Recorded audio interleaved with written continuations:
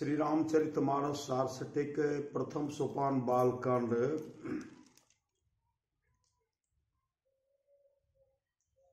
सब है सो प्रेम विनीत यति, सकुच सहित दो भाई। गुरुपद पंकज नाय सिरे, बैठे आय सुपाई।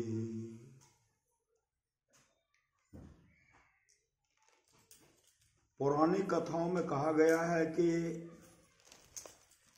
श्री गंगा जी सगुण रूप विष्णु भगवान के ही चरण से निकली है, निर्गुण स्वरूप से नहीं।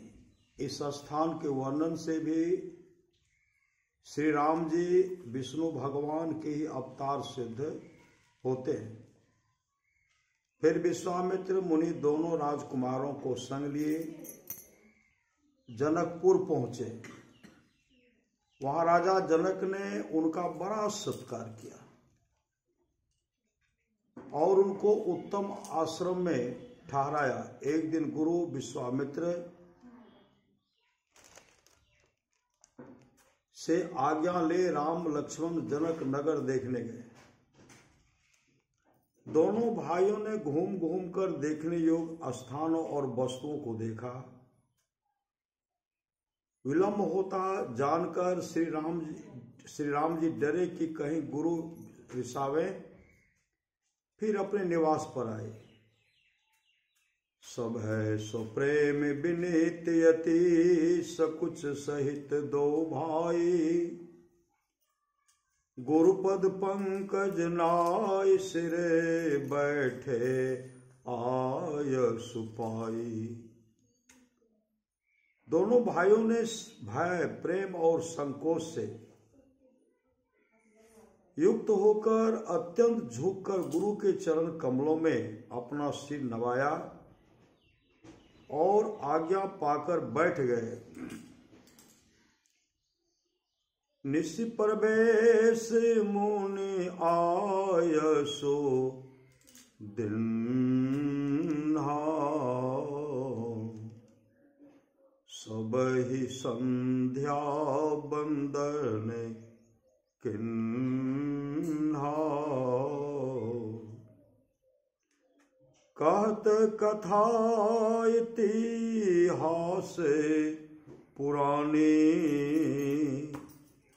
रुचिर रजनी जुग जाम शिरानी। मुनिवर शयन किन्ह तब जाई लगे चरण, चापन दो भाई बार बार गुरु आज्ञा दिन्हि। रघुबर जाय शयन तव किन्हि, चापत चरण लखनूर लाए। सभय सप्रेम परम सचु पाए।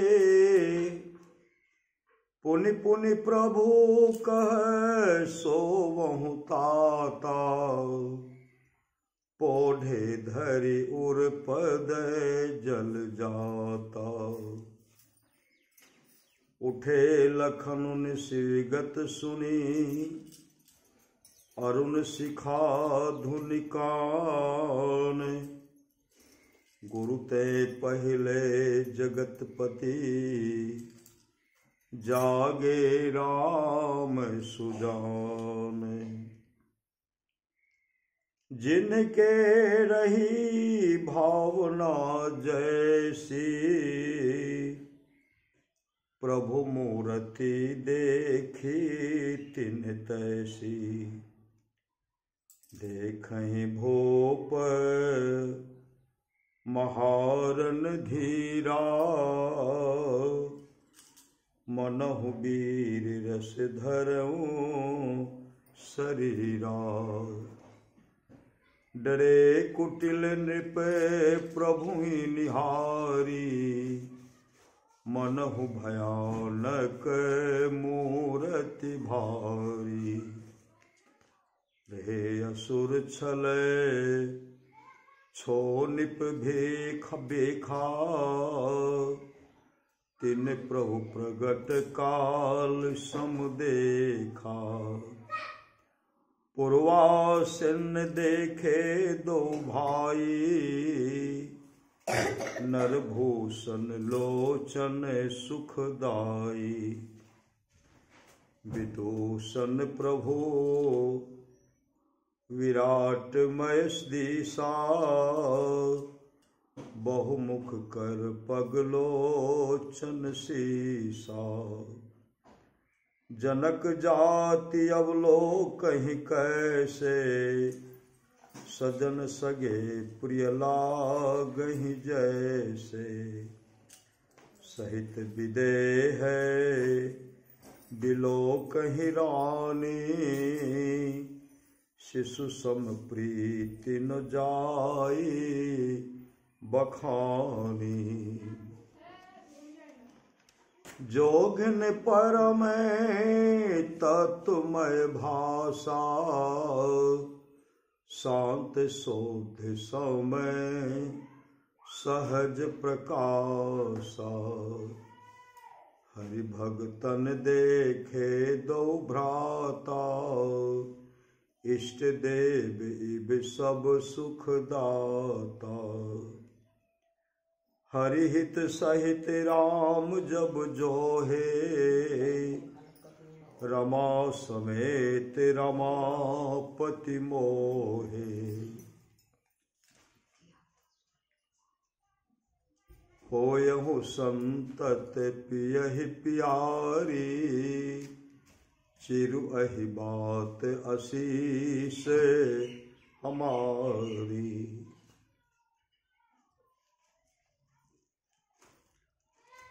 सासु ससुर गुरु सेवा करहूँ, पति रुख लख आयसु अनुसरहूँ।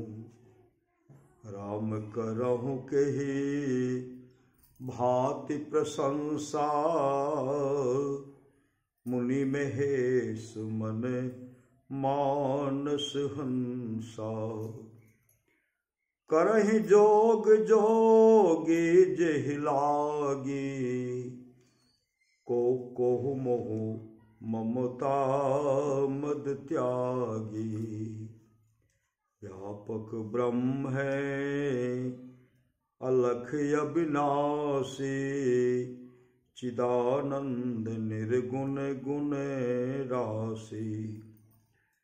मन समेत जेहि जाननो बानी, तरकि न सकहि सकल अनुमानी।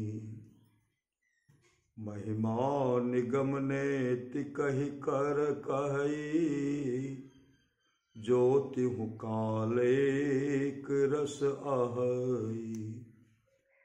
नयन विषय मोह भयो, सो समस्त सुख मोल। सबहि लाभ जग जीव कहाँ, भय से अनुकूल।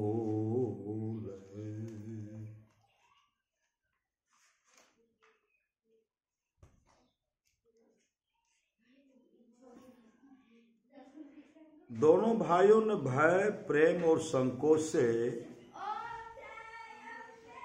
युक्त होकर अत्यंत झुककर गुरु के चरण कमलों में अपना सिर नवाया और आज्ञा पाकर बैठ गए। मुनि ने रात्रि का प्रवेश जानकर दोनों भाइयों को आज्ञा दी। तब सभी ने संध्या वंदन किया। पुरानी कथा और इतिहास कहते सुंदर दोपहर रात बीत गई।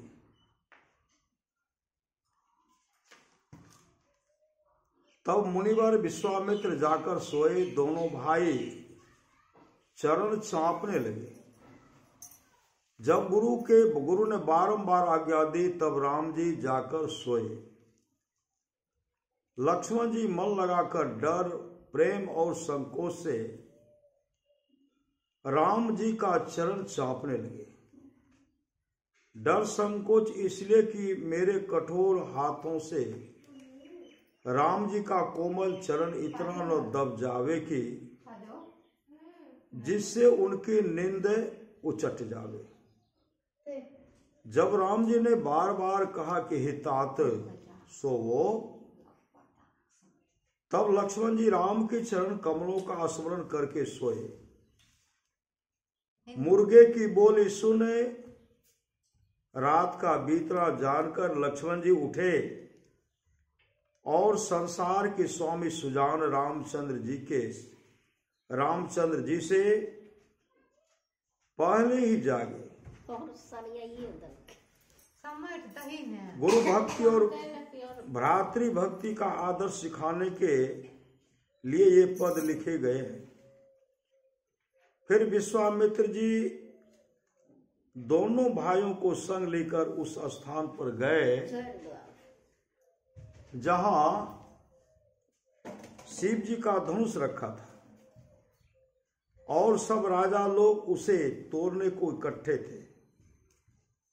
राजा जनक का प्रण था कि जो राजा शिव धनुष को तोड़ेगा उसके साथ सीता का विवाह कर देंगे।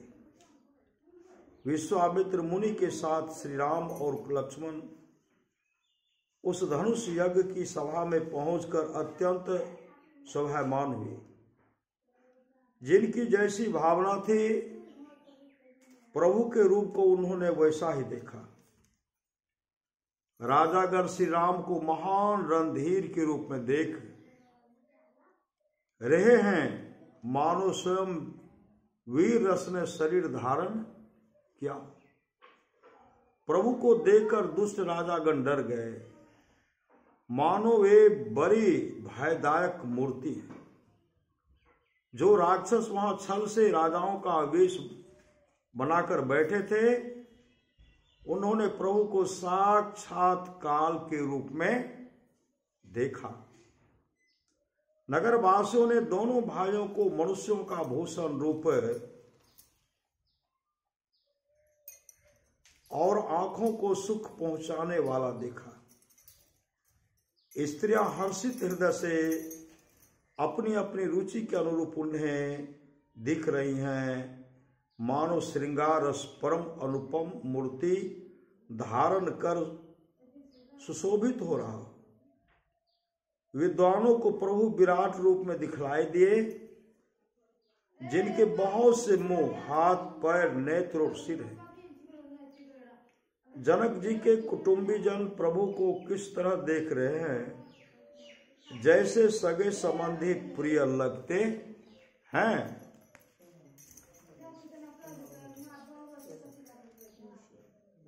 जनक समेत रानियां उन्हें अपने बच्चे के समान प्रिय देख रही हैं, जिसका वर्णन नहीं किया जा सकता।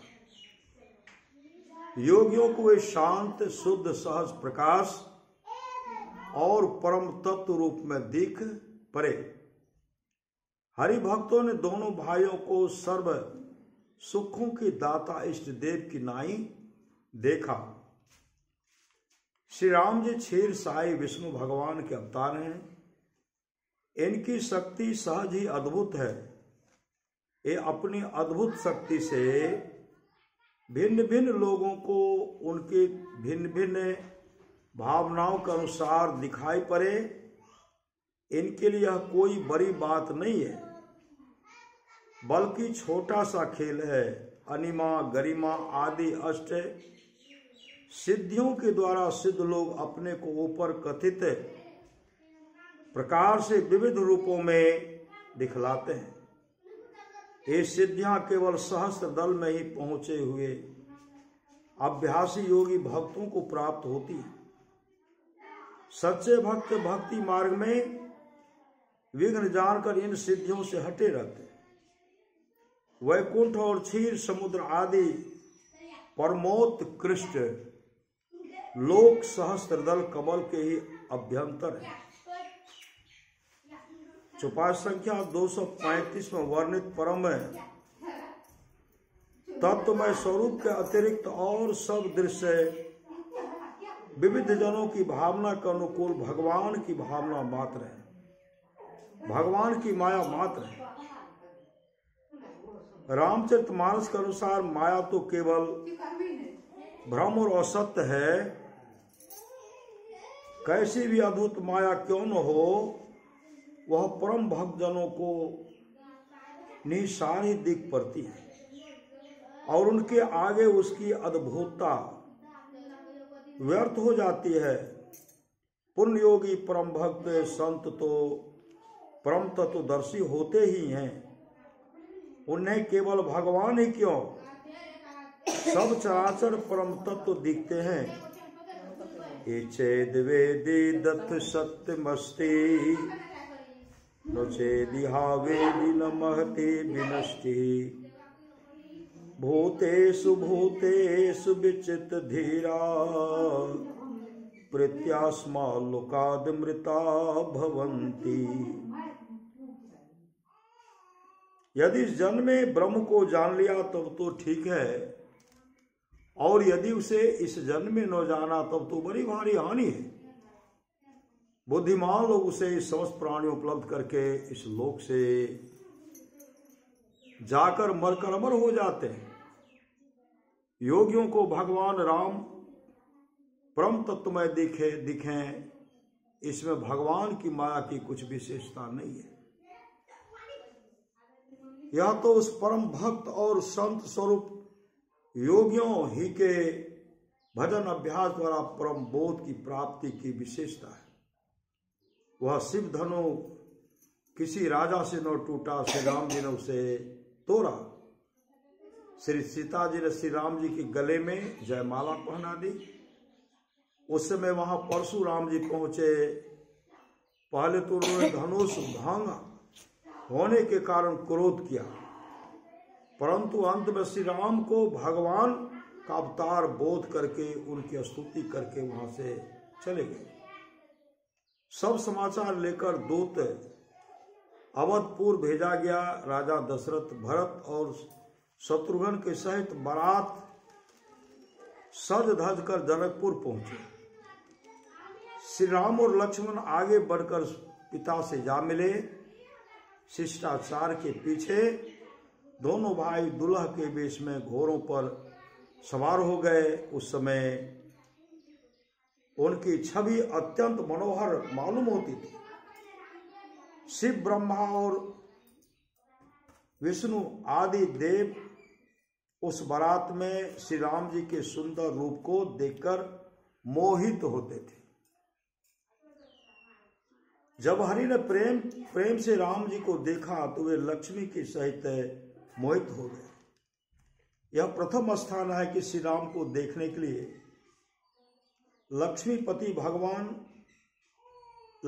विष्णु भगवान आए।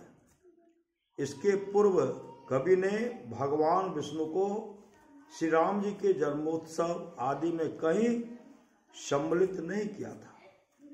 यह सिद्ध हो चुका है कि श्री राम जी क्षीर साई विष्णु भगवान का अवतार हैं। हो सकता है कि विवाहोत्सव में सम्मिलित होने वाले क्षीर साई विष्णु भगवान न होकर वैकुंठवासी विष्णु भगवान हो, अथवा अपने कई रूप बना लेना विष्णु भगवान के लिए कुछ भी विलक्षण बात नहीं है।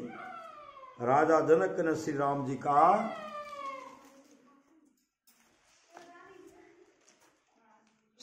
का सीता जी के साथ, श्री लक्ष्मण जी का उर्मिला जी के साथ, श्री भरत जी का मांडवी जी के साथ और शत्रुघ्न जी का श्रुति कीर्ति जी के साथ विवाह कर दिया। राजा जनक ने बहुत कुछ दान दहेज दाई देकर सब लोगों से मिलजुल करके बेटियों और जमाताओं को विदा किया। विदा करते समय श्री सीता जी की माता श्री सुनैना रानी ने श्री सीता जी को यह उपदेश दिया, तुम सदा पति की प्यारी हो, तुम सदा पति की प्यारी हो, तुम्हारा सुहाग अटल हो, यह हमारा आशीर्वाद है। सास ससुर और गुरु की सेवा करना, पति के संकेतों को समझकर उनकी आज्ञा का पालन करना। राजा जनक हाथ जोड़कर श्री राम जी से विनती करके कहने लगे, हे राम, मैं आपकी प्रशंसा किस तरह करूं? आप मुनि और महेश जी के मन रूपी मान सरोवर के हंस हैं।